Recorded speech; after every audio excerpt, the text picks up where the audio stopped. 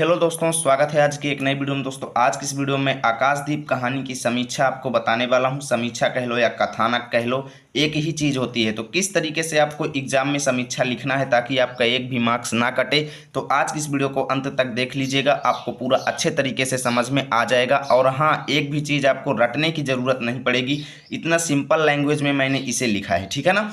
तो चलिए देखते हैं। तो यहाँ पर देखो आपको कैसे लिखना है। सबसे पहले इसी तरह हाईलाइट करके हेडिंग लिख देना है, आकाशदीप कहानी की समीक्षा। ओके, अब लिखना शुरू करना है। जयशंकर प्रसाद द्वारा लिखित प्रसिद्ध कहानी आकाशदीप ऐतिहासिक धरातल पर आधारित है, यानी कि इतिहास से रिलेटेड है। आप ऐसे भी लिख सकते हो कि एक प्रसिद्ध ऐतिहासिक कहानी है, ठीक है, ऐसे भी लिख सकते हो। इस कहानी की समीक्षा निम्नवत है, ऐसे लिख के बाद देखो किसी भी कहानी की समीक्षा लिखना है तो पहले हम उसका जो हेडिंग यहाँ पर देखिएगा, किसी भी कहानी की आप समीक्षा लिखें हेडिंग्स सेम रहेगी, यानी शीर्षक, कथानक, जो हेडिंग इस कहानी की समीक्षा में रहेगी वही दूसरे कहानी की समीक्षा में भी आप लिख सकते हैं, नो प्रॉब्लम, ठीक है ना।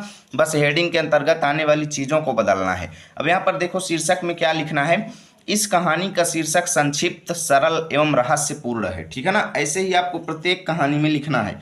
देखिए शीर्षक कितना भी खराब हो लेकिन आपको समीक्षा लिखते वक्त ऐसे ही लिखना है ताकि एग्जामिनर आपको फुल मार्क्स दे, ठीक है ना, क्योंकि हमें तो अच्छा प्रदर्शित करना है। तो ऐसे लिखना है, इस कहानी का शीर्षक संक्षिप्त, सरल एवं रहस्यपूर्ण है, यानी रहस्य से भरा हुआ है। आकाशदीप शब्द में ही कहानी का कथानक समाया हुआ है। ओके, अभी तक कोई रटने की ज़रूरत नहीं है। लिख सकते हो इस तरीके से भी कि आकाशदीप कहानी जो है इसका पूरा सारांश जो है मात्र शीर्षक को पढ़ने से ही समझ में आ जाता है, ऐसे भी लिख सकते हो, ठीक है। शीर्षक का सीधा संबंध कहानी की मूल चेतना से है, यानी कहानी का मूल उद्देश्य क्या है, मूल अर्थ क्या है, इसका सीधा सा अर्थ हम आकाशदीप शब्द से लगा सकते हैं। ओके, ऐसे ही बना बना करके लिखना है, कोई भी चीज़ रटना नहीं है इसमें। और इसमें कहानी का केंद्र बिंदु स्वयं सिमट आया है, यानी कहानी का जो मूल उद्देश्य है वो शीर्षक में ही सिमट करके भर गया है।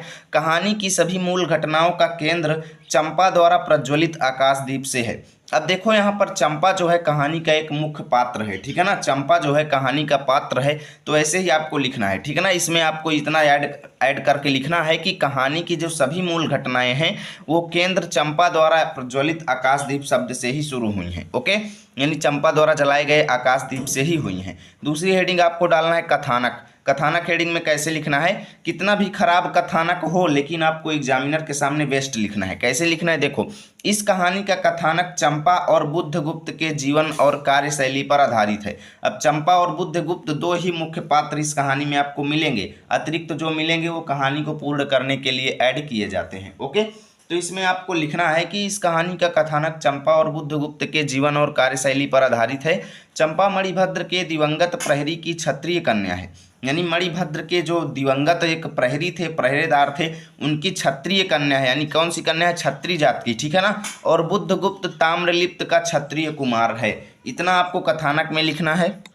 और आगे आपको लिखना है, कहानीकार ने इस कहानी के कथानक को क्रमबद्धता देने के लिए 1, 2, 3, 4 जैसे उपविभागों में बांटा है। आप ऐसे भी लिख सकते हो कि कहानीकार ने कहानी को क्रमबद्ध तरीके से व्यक्त करने के लिए कई भागों में विभक्त किया है। ओके, इसमें कोई रटने वाली बात नहीं है। तीसरी हेडिंग आपको डालना है पात्र और चरित्र चित्रण।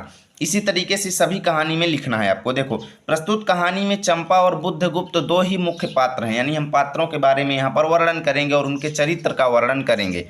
अन्य सभी पात्र मात्र कथा प्रसंग की पूर्ति के लिए ही सम्मिलित किए गए हैं। चंपा के माध्यम से कहानीकार ने अंतर्द्वंद, कर्तव्यनिष्ठा एवं उत्सर्ग की उदात्त भावनाओं को चित्रित किया है। ओके, अब देखो मुख्य चीज़ यहाँ पर लिखेंगे। अब देखिए चंपा की विशेषताएं तो हमने ऊपर वाले में लिख दिया, अब बुद्धगुप्त की विशेषताएं यहाँ पर लिखेंगे।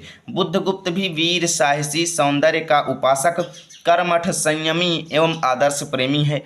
चरित्र चित्रण की दृष्टि से आकाशदीप एक सफल कहानी है, ऐसे आपको लिख देना है, ठीक। अब देखिए यहाँ पर चौथी हेडिंग भाषा शैली रहेगी। ओके, भाषा शैली लिख दीजिएगा, देश काल या वातावरण लिख दीजिए अपने हिसाब से। हेडिंग जो है भाषा शैली ज़्यादा अच्छी रहती है, ठीक है ना, ऐसे भी लिख सकते हो। प्रसाद जी की भाषा कलात्मक, संस्कृतनिष्ठ और परिष्कृत है। ओके, इसी तरीके से यानी यहाँ पर जो लेखक हैं उनकी भाषा का वर्णन यहाँ पर करेंगे। कहानी की भाषा शैली कथा वस्तु की गरिमा और पात्रों की भाव व्यंजना के अनुकूल है। भाषा सरस और मार्मिक है। अब थोड़ा सा शैली के बारे में लिखेंगे कि इस कहानी में नाटकीय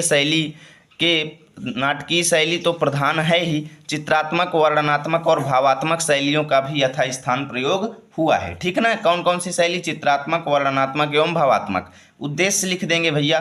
प्रसाद जी का साहित्य आदर्शवादी है। प्रस्तुत कहानी में भावना की अपेक्षा कर्तव्य निष्ठा का आदर्श प्रस्तुत किया गया है। कहानी का मुख्य उद्देश्य पात्रों के माध्यम से समाज में प्रेम का आदर्श स्वरूप उपस्थित कराना है, यानी कि समाज में प्रेम के प्रति आकर्षण उपलब्ध कराना है, ऐसे ही आपको लिखना है।